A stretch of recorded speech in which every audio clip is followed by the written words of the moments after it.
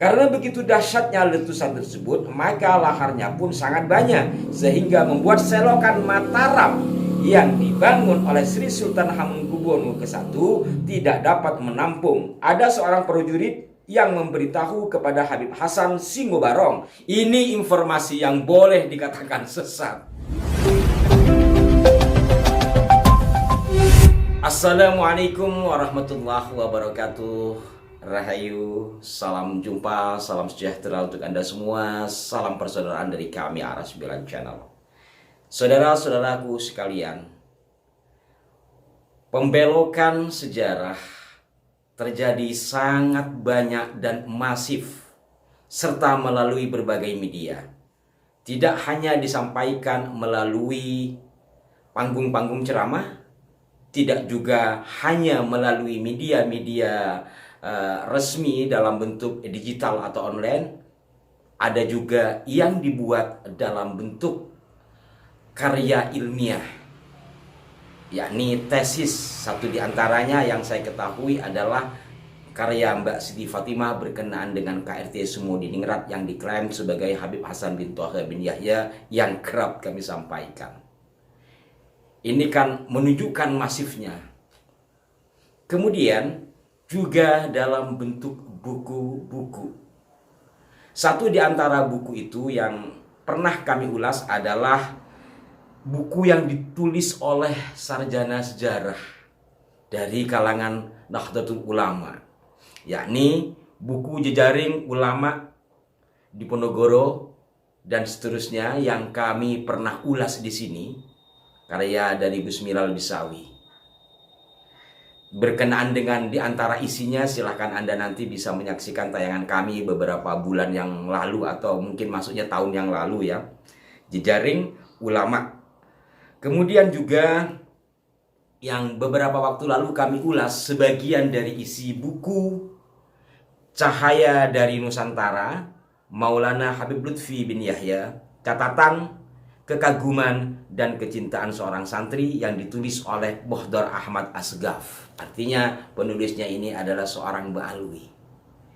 Jikalau pada edisi yang lalu kami mengungkap satu di antara isi buku Cahaya dari Nusantara ini adalah berkenaan dengan simpang siurnya informasi yang disampaikan dalam buku yang sama, bahkan dalam halaman yang sama yang ditelaah oleh sahabat-sahabat dari pecinta sejarah dan budaya Jawa. Di antaranya adalah dari Trah Hamengkubuwono, itu berkenaan dengan tahun lahir dan wafat leluhurnya Abah Lutfi. Nah, masih di buku yang sama, saudara-saudaraku, ini juga masih berkaitan dengan Keraton Ngayogyakarta Hadiningrat. Bahwa di salah satu halamannya mencantumkan kisah karomah dari Habib Hasan bin Toha bin Yahya yang diklaim sebagai KRT Sumodiningrat itu. Bahwa dalam halaman yang berjudul Karomah Habib Hasan Singobarong ini dikatakan beliau memiliki kelinuihan. Karomah Habib Hasan Singobarong, suatu ketika Gunung Merapi meletus, maka seluruh bupati dan panglima keraton Yogyakarta segera dipanggil oleh kerajaan Pisowanan Agung. Tidak seperti biasanya, kali ini letusan Gunung Merapi begitu dahsyat, dan biasanya bila Gunung Merapi meletus, laharnya mengalir ke arah utara, yaitu menuju kota Magelang dan kota-kota lain yang berdekatan dengannya. Tapi kali ini berbeda. Letupannya menuju ke arah selatan, sehingga laharnya mengalir ke kota Jogja. Karena begitu dahsyatnya letusan tersebut, maka laharnya pun sangat banyak, sehingga membuat selokan Mataram yang dibangun oleh Sri Sultan Hamengkubuwono ke-1 tidak dapat menampung. Lahar terus meluber dan mengalir menuju ke arah selatan, memasuki kota Jogja. Bila tidak dibendung, maka ia akan terus mengalir menuju keraton. Dan benar, pada saat itu aliran lahar hampir masuk ke Tugu Jogja yang menjadi simbol keraton. Perlu diketahui bahwa dari Gunung Merapi sampai ke Laut Selatan adalah garis lurus melewati Tugu Jogja, keraton, dan Panggung Krapyak. Begitu aliran lahar tersebut hampir sampai ke Tugu Jogja, ada seorang prajurit yang memberitahu kepada Habib Hasan Singobarong. Maka Habib Hasan pun segera melapor kepada Sultan Hamengkubuwono II yang kemudian memerintahkan kepadanya untuk mengatasinya. Habib Hasan segera pergi menuju lokasi. Setelah terlihat dan mengamati kondisi yang ada, maka beliau berdoa dan bermunajat kepada Allah Subhanahu wa Ta'ala dengan karamahnya. Beliau mampu membelokkan aliran lahar letusan gunung berapi tersebut yang sebelumnya mengalir menuju Tugu Keraton beralih menuju Sungai Code, sehingga keraton tetap aman. Padahal bila dilihat dari posisi tanah sangat sulit dan tidak mungkin, karena dari Tugu ke Kali Code posisi tanahnya naik bukan turun. Artinya bahwa dataran Kali Code lebih tinggi dari dataran Tugu Jogja. Karomah yang sama juga pernah dilakukan oleh beliau di kota Pekalongan. Dengan izin Allah Subhanahu wa Ta'ala, beliau mampu mengubah aliran Sungai Loji atau Sungai Kupang yang menuju Kampung Ledok. Aliran sungai itu dibelokkan menuju arah timur, lurus ke arah sebelah makam Sapuro, hingga Kampung Ledok dapat terhindar dan aman dari banjir dan seterusnya. Nah, saudara-saudaraku sekalian, sebagai warga NU, kami tentu meyakini adanya karomah-karomah dari waliullah. Karomah adalah satu peristiwa luar biasa yang dimiliki atau yang dianugerahkan kepada waliullah, kurang lebih seperti itu ya, sejak MI, sejak ibtidaiyah dulu diajarkan. Tetapi yang namanya karomah itu biasanya ya hanya terjadi pada saat dikehendaki oleh Allah karena kondisi yang sangat gawat darurat. Maka biasanya ya hanya sekali, itu tidak berulang-ulang. Tapi karomah dari kalangan Mbak Alwi ini kan sampai berkali-kali, bahkan melebihi mukjizat Nabi.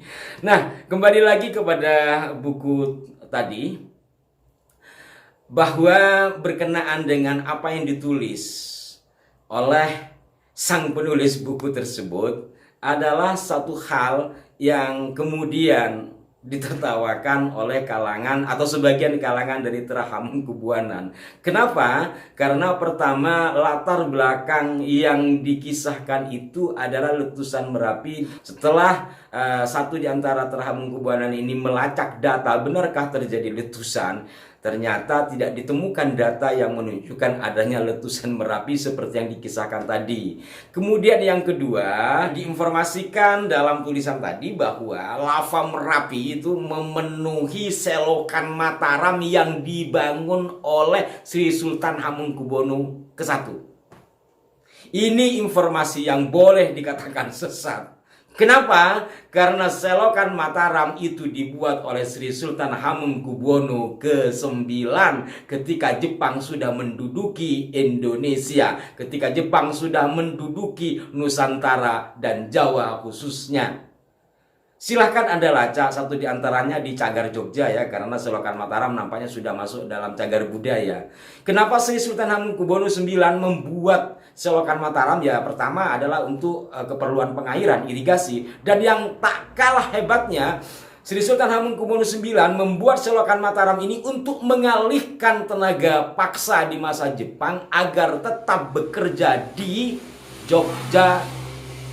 Jadi tenaga Romusa pada saat itu kan ada kerja paksa yang disebut Romusa. Jadi Romusa yang diromusakan oleh Jepang itu tetap bekerja di Jogja, sehingga tidak dipekerjakan di luar Jogja. Dengan demikian maka keamanan, keselamatan rakyat Jogja yang dipaksa untuk bekerja akhirnya bekerja pada keratonnya sendiri. Itulah hebatnya Sri Sultan Hamengkubuwono ke-9 untuk melawan Jepang pada saat itu. Nampaknya sangat berat, maka disiasatilah caranya seperti itu. Pada intinya bahwa selokan Mataram itu dibuat pada masa Sri Sultan Hamengkubuwono ke-9, bukan pada masa Sri Sultan Hamengkubuwono ke-1, sebagaimana diinformasikan oleh buku yang ditulis oleh seorang Habib berkenaan dengan kisah Abah Lutfi bin Yahya. Nah, dari sini saudara-saudaraku sekalian, masih kurang bukti apa lagi akan adanya penyimpangan pengaburan sejarah atas berbagai hal, atas berbagai persoalan. atas berbagai tokoh yang ada di negeri ini. Maka dalam satu lembar halaman itu saja sudah ada berapa hal yang telah dibelokkan. Pertama tentang Habib Hasan yang dikatakan Simu Barong yang juga disebut KRT Sumudiningrat itu. Kedua, adanya letusan Merapi. Ketiga, adanya karomah dari Habib Hasan yang kemudian dianggap sebagai Simu Barong itu. Dan yang berikutnya adalah tentang kesalahan fatal berkenaan dengan siapa pembuat selokan Mataram.